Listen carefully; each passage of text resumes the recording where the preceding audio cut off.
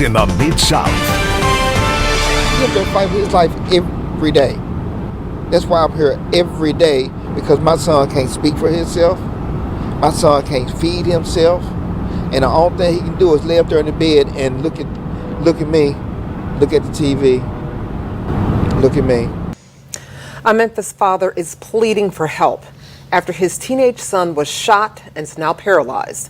The shooting happened in February in South Memphis. Now, that 17-year-old has been at Regional 1 ever since, and that's where we find Fox 13's Carolyn Surt alive tonight. Carolyn, that's more than 3 months that this teen has been in a hospital bed, laying there. Yeah, absolutely right. Daryl and Darcy. So Jamion Washington should be preparing to graduate from Hamilton High next week. Instead, since February 6th, he has been here at Regional 1 undergoing surgeries, going through complications and setbacks ever since he was shot. His father says 6 times in the back, leaving him paralyzed. The incident left my son as a incomplete quadriplegia. That means he could only move from here up, and he barely have any motor functions in his hands at all. James Washington has been by his son Jamion's side since February, when he says the 17-year-old was shot in the back by his own cousin. His life been completely altered. All of our lives. Memphis police say the two were talking on Vall Avenue when 20-year-old Devontae Watson Matthew suddenly opened fire. One of the bullets actually hit his C6 or C7 vertebrae and shattered it. Washington immediately flew in from Florida, where he currently lives, and hasn't gone back in order to care for Jamion. That's why I'm here every day, because my son can't speak for himself. My son can't feed himself. Everything within my fibers is saying, Lord, put me over there. Put me over there. Let him walk. Let him enjoy his life. I don't live life. You know, my thing is him. I'm sorry. He's so smart. He was just about to graduate from Hamilton High School, and he said he wanted to go for real estate. Washington says Jamion was living with his grandmother to finish high school. Now he is lying in a hospital bed, and after multiple surgeries and setbacks, the bills are piling up. Because I don't have it. I'm fighting back right now, but I don't have it, and I'm scared. Washington says while he is struggling to keep the family financially afloat, he still has hope for Jamion's recovery and future. These kids need to know about stuff, man. They out here doing these crimes and hurting one another. But at the same time, look, he up there fighting for his life every day. And Washington has set up a GoFundMe account, hoping to raise some money to help pay for these medical bills. If you would like to help, we have posted that link inside of this story on our website, fox13memphis.com. This is the book of 2 Esdras, chapter 8, verse 50. For many great miseries shall be done to them in the latter time, shall dwell in the world, because they have walked in great pride. Call Holayim La. Abanawa Yahweh Bahashim Yahweh Shai Bahashim Rakat Quadash. Double honors to the elder apostles and elder bishops of Great Millstone who rule well. Salutations to the Akim out there on the highways and the byways. Salutations to the hopeful elect. Salutations to you speckled birds, you Israelite foreigners. And shalom to the Akwaf, sitting and listening in silence as the scriptures say to do so. 2 Esdras chapter 8 verse 50. For many great miseries shall be done to them that in the latter time shall dwell in the world, because they have walked in great pride. And again, you know, those miseries is going to be affliction. It's going to be you suffering, you being brought down to a lower state. Okay, and as you see right here, the Lord took this young Jacob ability to have function of his body. He can't even move any part of his body below his upper chest. So that means he can't move his arms, he can't move his fingers, he can't move his toes, he can't move his legs. Okay? And the Lord brought this by another family member, shooting this dude 6 times in the back, man. Now, what was Jake doing to be involved with this type of judgment against his own cousin? What did he do to his cousin for his cousin to be that mad, to have that much hatred against him, to try to take him out? See, the full story is not being told, because as you know, he's a good kid, he's smart, he's about to graduate. But who was he living with? He was living with Big Mama. So what was he doing outside of that household? What was he involved with, man? Because the Lord's judgments are righteous and balanced and just altogether, man. There's no mistakes being made in these judgments being brought forth, man. Okay? No mistakes whatsoever, man. And these are part of the great miseries also for you Israelites, to see your kids suffer, so you suffer. Okay, the Lord is going to make this very, very grievous, very hard for you Jakes to have comfort. Because y'all trusted so much in Egypt, and y'all trusted so much in wickedness. Y'all indulged in this stuff because y'all took pleasure in it. And now the Lord's going to take pleasure in judging you and your children, man. And again, he's going to make you suffer. It's going to make you moan and weep. Okay? Can't be a good kid if you're getting judged by the Lord, man. Can't be a good kid if your own family member, your own cousin, somebody of your own household try to take you out. So what was this young Jake involved in? Was he dealing narcotics? Was he dealing out here, being a street pharmacist? Was he messing with his cousin's girl? What was it? For him to literally come up and try to execute him. Okay, and these are the great miseries, man, because how are you gonna, you can't live. Somebody has to take care of you. Somebody has to be there to wipe your ass. And I'm pretty sure more than likely he's gonna have some type of attachment, for him to urinate. So somebody gotta change that piss bag. Somebody gotta bathe this dude, man. That's not life. That's misery, man. Okay? And again, this is of your own household, man. Let's grab that real quick. St. Matthew's chapter 10. I'm going to go straight to the point.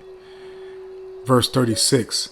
And a man's foes shall be they of his own household. Now, even if the young Jake didn't live with him, that's still somebody of your household, your immediate family. Your first cousins, your aunts, your uncles.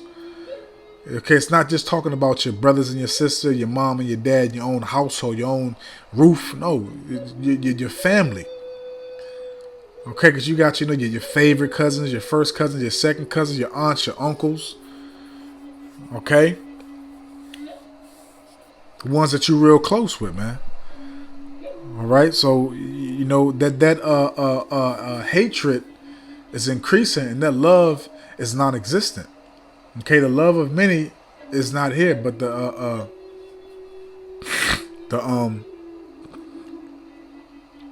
love of many is not here, but that so like the love of any is not here at all. But but that hatred and that rebellious spirit is being multiplied, okay, and amplified upon the earth, man. There's no compassion, no sympathy, no no second guessing, man. Okay? And your foes are going to be those that you love, those that you always around, those that you always want to be amongst, those that you tell your secrets to, etc., man. Okay, but the Lord, man, the Lord has done this, man. The Lord said he wounds, and that's what he did. The Lord wounded this Jake to have a life where he needs assistance constantly. You know how much that's going to cost to get that type of care? To have somebody, unless his father or somebody is going to have to do it, which that's going to be a hard and tough job, man. Because again, like you said, you got to feed him. So you're going to have to bathe him. Okay, you're more than likely probably going to have to wear a dependable, a diaper, a male adult diaper. It's going to be a lot of misery. Okay, because the Lord did this, man. Let's go here real quick. I'm grabbing these oldies but goodies. Okay. So this is Deuteronomy 32, verse 39. See now that I, Yahweh, even I, Yahweh, am He, and there is no power with me. I kill, I make alive, I wound. What did the Most High do to this dude? I wound. So the Most High wounded this Jake, man. Instead of taking him out, he's making this Jake suffer, man. This was part of this Jake's punishment on the earth, man. Lived his life, had his limbs doing this, running around, probably playing sports, messing with girls, etc. Indulging in all types of wickedness. And then that judgment that Yahweh Shem Yahushua ordained to him was activated. And now you can't walk, you can't use your fingers, he said he can't even talk. This is about to be a stage, a real big stage of a depression, man. And again, this is what the Lord is going to do to 2/3 of our people that don't seek Him, that want to cleave on to the customs and the traits of this world, man. This is judgment, man. The Lord wounded this dude, and the Lord, man, this is a miserable state to not be able to do nothing for yourself, to not to be able to walk, to not to be able to use none of your limbs, to have somebody to cater to you, bathe you, change your diaper, feed you, be there 24/7 for you, man. And that's the Most High making you suffer, man. The Most High is not only making this young Jake suffer, he's making his father suffer. Because you have to see your kids suffer. Your kid, that from this point on, he's more likely going to wish he's dead. More than likely, he's going to wish that he's dead because this is the judgment from the Lord. The Lord wounded this dude to the completion, man. Let's get another precept, man. It's a fearful thing. We're going to grab that real quick. Because the Lord is judging our people, man. And it's only going to get worse, man. Only going to get worse. Hebrews 10, starting off at verse 30. For we know him that said, vengeance belongeth unto me. And that's referring back to Deuteronomy 32, verse 35, I believe. The chapter we just left. For we know him that said, for we know him that have said, vengeance belongeth unto me. I will recompense, saith the Lord. And again, Yahweh, Bahashem Yahushai, shall judge his people. And that's what you see. This is judgment from the Heavenly Father. This was the judgment that Yahweh Bahashem Yahushai has brought forth, man. And this is a miserable judgment to make you suffer. Okay, and again, the cousin had no pity. The cousin didn't want to spare. The cousin was literally trying to execute this dude, but the Lord preserved him to make him suffer. For whatever reason he saw fit. This was judgment. And this is what Yahweh Shem Yahushua is going to continue to increase, amplify, and magnify upon the earth, man, because you Israelites, you don't want to get right. The only time you want to seek the Lord is in situations like this. The only time you want to seek the Lord is when you're going through hell. You make vows when you're going through hell. The Lord's putting all types of affliction on you. Oh, Lord, I vow this, I vow that. But yet you don't do it. Yet you do not do it. Okay? And we constantly see it. All the time. We constantly see it all the time. Alright? We constantly see it all the time. Verse 31. It is a fearful thing to fall into the hands of the living power, Yahweh, Bahashem Yahushai. And this is a fearful thing because the Lord can do this to you right here, man. It's a blessing to be able to use your limbs, to use your fingers, to be able to walk, to be able to have full balance with all your toes, to be able to talk. These are benefits from Yahweh Bahashem Yahushai. And what our people do, they indulge and take the use of their hands and produce wickedness, man. And look, now you can't produce nothing. You can't do nothing. You can't even wipe your own ass, man. And I'm not trying to be funny. This is serious, man. Instead of the Lord calling you back to the spiritual realm, he's making you suffer, go through this misery, man. And he's making your family see it and have them suffer, seeing you suffer. Man, Yahweh Hashem Yahweh Shai is terrifying, bro. Yahweh Hashem Yahweh Shai is terrifying. Okay? Point blank period, man. Scary as hell, man.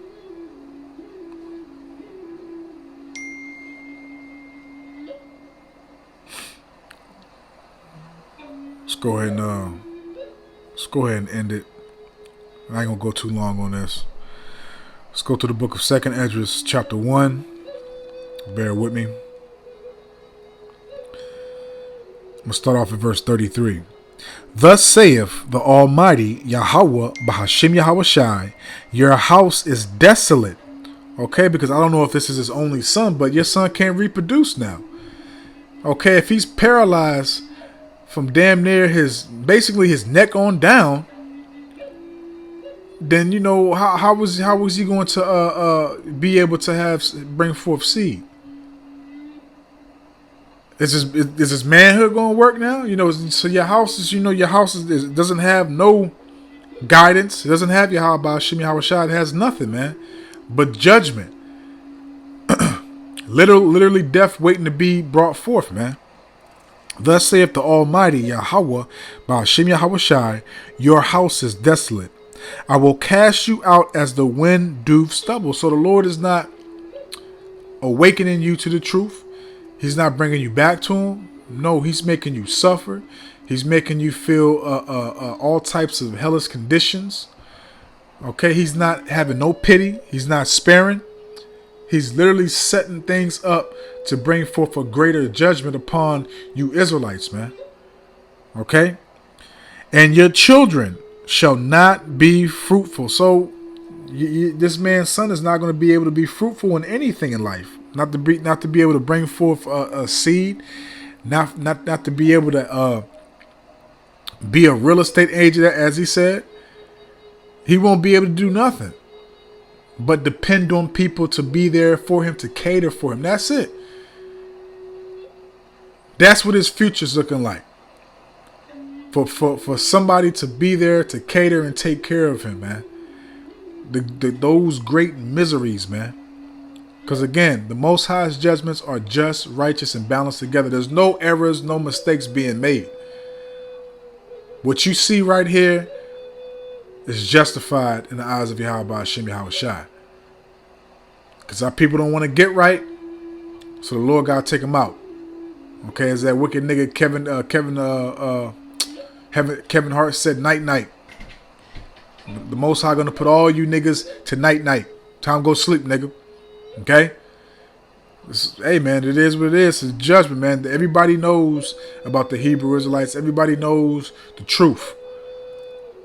But our people scoff, they reject, they deflect, and they want to stay of this world. So the Most High is going to make these great miseries come upon you before he take you out, man. He's going to make you suffer.